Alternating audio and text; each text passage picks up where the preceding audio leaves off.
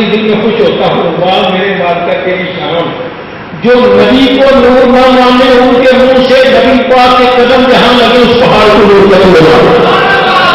نبی کو نور نہیں مانتے، لیکن نبی کریم علیہ السلام کے پاؤں اس مبارک اس پہاڑ پر لگتے ہیں، اس پہاڑ کو نور کا پہاڑ بولتے ہیں۔ نبی کو نور نہیں مانتے، پیارے اللہ کی شانیں ہیں، جو چاہتا ہے منواتا چلا جائے گا۔ اسی طرح بات سے بات کرتی ہے حضرت عثمان بن عفان رضی اللہ عنہ، آپ نے شاید کبھی شعارات میں دیکھا ہوگا عثمان ذوالنورین، عثمان بن عفان آگے ذوالنورین، ان کی سیرت بیان میں کھلا کر بیان کریں۔ اب ذوالنورین کا معنی کیا ہے؟ کتابیں اٹھا کے دیکھ لیجیے، وہاں بھی عثمان ذوالنورین، زو میں کہتے ہیں والے کو اور نورین کہتے ہیں دو نوروں والے۔ اللہ اکبر، یہ دو نور کون تھے؟ میرے مصطفیٰ کریم علیہ السلام نے اپنی ایک بیٹی کا نکاح حضرت عثمان غنی ذوالنورین رضی اللہ عنہ سے کر دیا، ایک نور حضرت عثمان کو عطا ہو گیا۔ پھر میرے مصطفیٰ کریم علیہ السلام کی شہزادی صاحبہ کا انتقال ہوا تو نبی کریم علیہ السلام نے اپنی دوسری بیٹی کا نکاح بھی حضرت عثمان غنی سے کر دیا۔ کتنے نور ہو گیا؟ دو نور۔ بعد میں سے بات آگے نکلتی ہے، جب دوسری بیٹی کا انتقال ہوا تو نبی کریم علیہ السلام نے فرمایا پیارے عثمان، میری اب کوئی بیٹی ایسی باقی نہیں ہے جس کا میں نے نکاح کرنا ہوتا، اگر میری کوئی بیٹی اور ہوتی، بعد میں کہہ سکتا اگر میری 100 بیٹیاں بھی ہوتی وہ تیرے نکاح میں ایک ایک کر کے دیتا، دنیا سے چلی جاتی، میں محمد عربی تجھے 100 کی 100 بیٹیاں عطا کرنا۔ تو لیکن حقیقت الفاظ کیا ہے؟ میری کوئی اور بیٹی ہوتی، میں نے اس کا نکاح کرنا ہوتا تو میں اس کو بھی تیرے نکاح میں دے دیتا۔ اب دو بیٹیوں کی وجہ سے آپ کو دو نوروں والا کہا جاتا ہے۔ قربان جب ان لوگوں کے منہ سے ذوالنورین نکلتا ہے جو نبی کو نور نہیں مانتے، نبی کو نور نہ ماننے والے، اللہ تعالیٰ ان کی زبان سے نبی کی پاک بیٹیوں کو نور بنا رہا ہے، اور نور جن کی وجہ سے نور بنے ہیں انہیں نور نہیں مانتے۔ اور میرے امام کیا فرماتے ہیں کہ وہ مبارک تم کو ذوالنورین جوڑا نور کا، یہ پیارے عثمان تمہیں مبارک ہو، جوڑا نور کا، وہ بیٹنا سرکار، وہ مبارک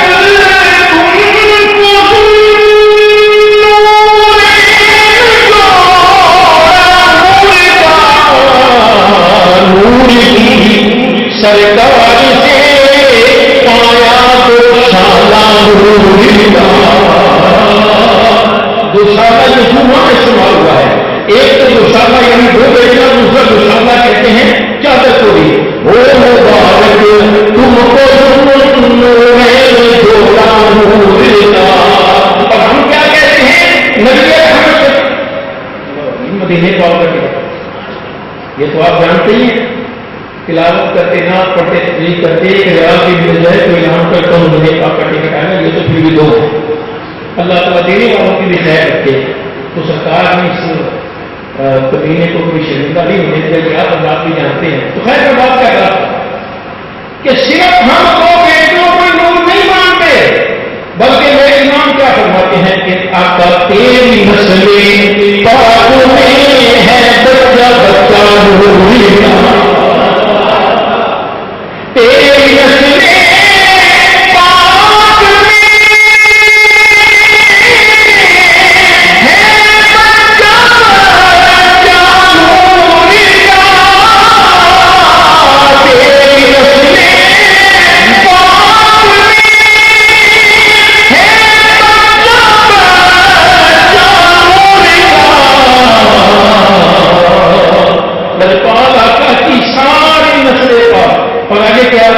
تو ہے نور تیرا سب گھرانا نور کا، تو ہے نور تیرا سب گھرانا نور کا۔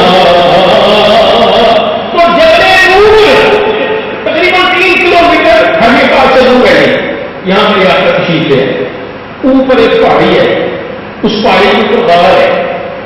اس غار میں تشریف لے گیا، اللہ کرتے رہے کہ اچانک ایک فرشتہ آ گیا، اور فرشتہ بھی کون؟ حضرت جبرائیل امین۔ آن کر انہوں نے جو کہا وہ تو بات کی بات ہے، پہلے یہ سوچئے کہ وہ غار حرا ہے کتنا بڑا، جو وہاں گئے ہیں اللہ انہیں پھر لے جائے، جو نہیں گئے اللہ ان کو بھی لے جائے، بار بار لے جائے، جو گئے میری بات کی تصدیق کریں گے وہ۔ اس لیے کہ فقیر نے الحمدللہ اس غار میں 11 مرتبہ محفل میلاد کی ہے، لیکن وہ غار ہے اتنی بڑی کہ میری جسامت کے 2 آدمی اکٹھے وہاں نماز نہیں پڑھ سکتے۔ ہاں ایک کھڑا ہو ایک بیٹھا ہو پھر تو ممکن ہے، لیکن 2 آدمی کھڑے وہاں اس غار کے اندر نماز نہیں پڑھ سکتے، اتنی سی وہ جگہ ہے۔ وہاں آیا کون تھا؟ جبریل آیا تھا، جس کے قد و قامت کے کیا کہنے۔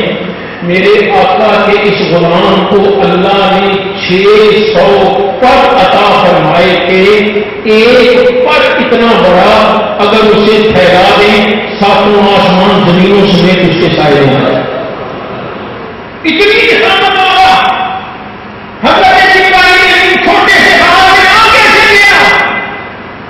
اٹھائیے تفسیر عزیزی، شاہ عبدالعزیز صاحب رحمۃ اللہ علیہ فرماتے ہیں اللہ تعالیٰ نے حضرت جبریل کو یہ قوت اور طاقت عطا فرما رکھی تھی، اپنا ایک جسم سدرۃ المنتہا پہ رکھ کر دوسرے جسم کے ساتھ غار حرا میں حاضر ہو گئے تھے۔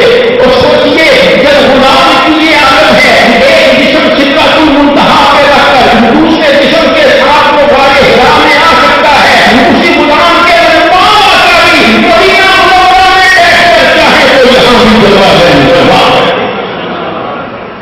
یہ مدینے پاک کے بیٹھے اللہ سلامت رکھے۔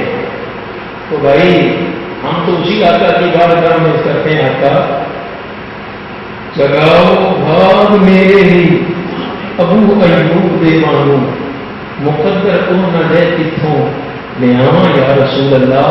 تو اللہ کے نبی حضرت محمد رسول اللہ صلی اللہ علیہ وسلم آپ وہاں غار میں تشریف فرما تھے، حضرت جبرائیل امین آ گئے۔ بات میں سے بات پھر نکلتی ہے، وقت کی طرف نگاہ ہے، وقت بھی ختم ہو گیا ہے، تو ایک سوال کا جواب یہاں ہمیں بڑا پیارا ملتا ہے کہ حضرت جبرائیل امین ایک جسم کے مالک ہیں، ایک جسم سدرۃ المنتہا پہ رکھ کر دوسرے جسم کے ساتھ آپ غار حرا میں آئے ہیں، اور حضرت جبرائیل امین کی شان فرشتوں میں ایسے ہے جیسے بشروں میں نبیوں کے نبی صلی اللہ علیہ وسلم کی شان ہے۔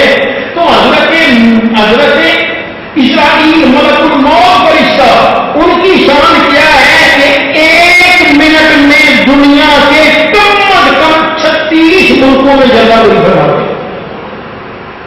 1 منٹ میں، کیونکہ اس بات کو تقریباً 12.5 سال یا 13.5 سال ہو گئے، مجھے پورا یاد نہیں۔ یہ چینوں کے سال کے اوپر قائد اعظم کمپیوٹر کالج تھا جہاں ڈبیٹ ہو رہی تھی، میں اس میں حاضر تھا، تو محکمہ شماریات کے پروفیسر صاحب تھے، انہوں نے بتایا کہ دنیا میں شرح اموات اتنی زیادہ ہے کہ ہم سوچ نہیں سکتے، ایک بس اتنا کہنے سے دنیا سے 3 آدمی تشریف لے جاتے ہیں، ان کی ڈیتھ ہو جاتی ہے۔ میں نے جب گھر آ کے ایک کہا تو 1 سیکنڈ سے پہلے بھی ایک مکمل ہو گیا، میں نے کہا ہو سکتا ہے کوئی کاری اور وہ اتنا لمبا کہہ دے، تو میں نے کہا یہ بھی 5 سیکنڈ سے پہلے ہو گیا، اور 1 منٹ میں 5 سیکنڈ کتنی بار جاتی ہوں؟ 12 بار 5 سیکنڈ آتے ہیں، یعنی 5 سیکنڈ میں اگر 3 آدمی جاتے ہیں تو 12 3 36 آدمی دنیا کو توڑ دے کے 1 منٹ کے اندر حضرت ملک الموت ہر کی موت کے وقت وہاں موجود ہوتے ہیں۔ تو جب ملک الموت کی شان یہ ہے ایک جسم رکھ کر 1 منٹ میں 36 ملکوں میں جگہ پر ہو سکتے ہیں، تو اسی ملک الموت کے لجپال آقا بھی 1 منٹ کے 1 حصے میں ہزاروں قدموں میں جگہ پر سکتے ہیں۔ اولاد کو قرآن مجید فرقان حمید کے فیض و برکات سے مالا مال فرمائے. انشاءاللہ العزیز یہ خاتوں کا سلسلہ یہاں سے آگے چلے گا. جمعہ مبارک ہو. اللہ تعالیٰ میرا حاصل ہو. وآخر دعوانا الحمدللہ رب العالمین. انتہائی واجب الاحترام بزرگوں، دوستوں، عزیز ساتھیوں، پیارے بچوں، میری ماں بہنوں، بیٹیوں، 7 سال کی عمر شریفہ میں حضرت سیدنا یوسف علیہ السلام اپنے ابا جان کی بارگاہ میں حاضر ہوئے اور ایک خواب سنایا. اللہ تبارک و تعالی جل وعلا اس کا تذکرہ فرماتا ہے. اذ قال یوسف لأبیہ یا ابت، جب کہا پیارے یوسف نے اپنے ابا جان سے کہ اے ابا جان، انی رأیت احد عشر کوکبا، کہ بے شک میں نے 11 ستاروں کو دیکھا ہے. والشمس والقمر، اور سورج کو دیکھا ہے اور چاند کو دیکھا ہے.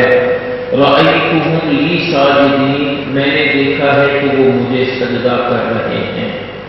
یہ خواب سنایا تو اب والد صاحب نے کیا فرمایا؟ یا بنی لا تقصص رؤیاک علی اخوتک، اے پیارے بیٹے اس خواب کا تذکرہ اپنے بھائیوں کے ساتھ نہ کرنا، خواب اپنے بھائیوں کو نہ بتانا.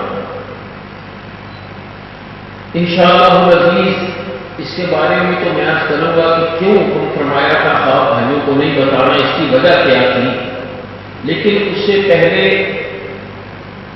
سورہ یوسف شریف کا مطالعہ کریں یا دیگر قرآن آیات، احادیث نبوی صلی اللہ علیہ وسلم، تو خواب اللہ کے پیاروں کے لیے بہت بڑی حقیقت ہے.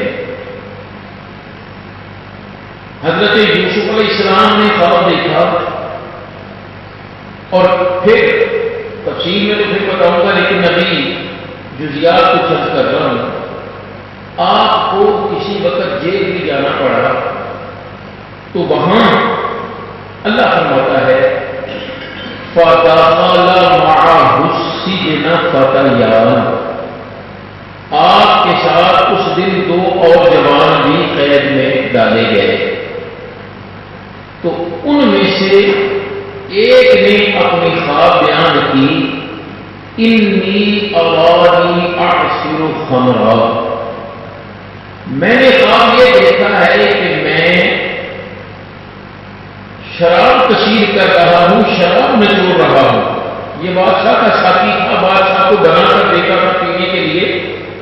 اس پر الزام یہ تھا کہ اس نے بادشاہ کو زہر دینے کی کوشش کی ہے. تو اس نے خواب کیا سنا ہے کہ حضرت مجھے خواب لیا انی ارانی اعصر خمرا، میں نے خواب یہ دیکھا ہے کہ میں شراب پھر میں چھوڑ رہا ہوں.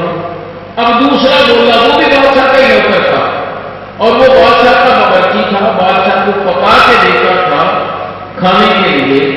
تو اس نے کیا کہا کہ میں نے خواب یہ دیکھا ہے انی احمل فوق رأسی خبزا، میں نے اپنے سر پر روٹیوں کا ڈھیر اٹھا رکھا ہے.